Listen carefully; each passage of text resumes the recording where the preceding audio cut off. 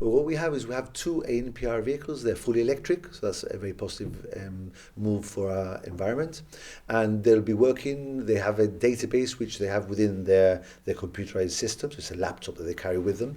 And these cars, what they'll do is they will rove around Gibraltar, and they will be tackling and targeting specifically the residential parking areas. They won't be tackling any other thing apart from the residential parking areas. And we know exactly those people and those number plates on vehicles that have a permit. So this car will drive very slowly through estates and through zone 1, zone 2, zone 3, and they'll be able to pick up digitally every single number plate of the vehicles that are parked there. So it'll very quickly throw out those that have not got a permit, and that will then inform the men on the ground, the women on the ground, the PMOs, to actually go in and apply fines to these vehicles. So that will ensure that those people that are paying for their parking every month or once a year, as it happens at the moment, they can guarantee that space, because there's nothing more unfair than paying for a permit and seeing that there's cars parked there that do not have a permit, and it's impossible, for us to be, or for the company to be there, every single estate 24 hours around the clock. So this will facilitate that process. Will areas like double red lines be covered by this? No, the double red lines are physically policed by the PMOs on the ground and by the RGP on the ground. But these ANPR systems, which are automatic number plate recognition, they will only pick up cars that are on the database. So every car in Gibraltar is legal to be in Gibraltar and not legal to park on a double red line. But this will only target, this scheme will only target those vehicles within estates, because we know who lives in the estates and what vehicles they are, and whether they carry a permit and not. So specifically for that purpose.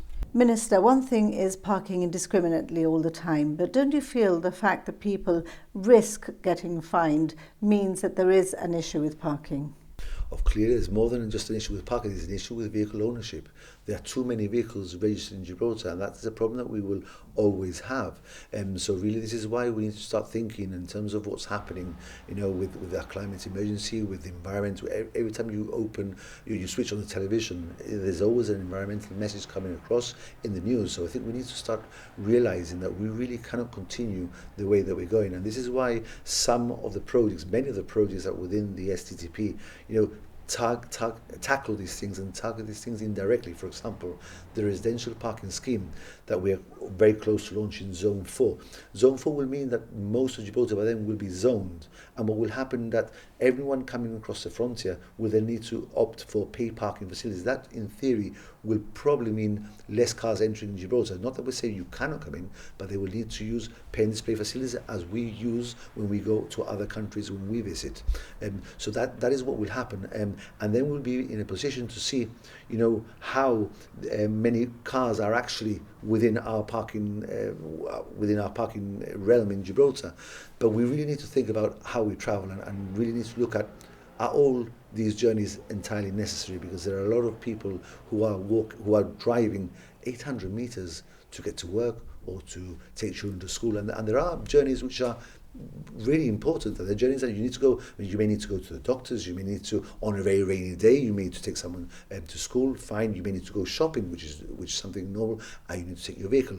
We have vehicles. Again, you may want to take a holiday in a car. So cars are essential, and cars will always be part of us. But what we need to try to look at is see how we're going to reduce this usage. And there's a lot of unnecessary car use, and this is what we will need to tackle.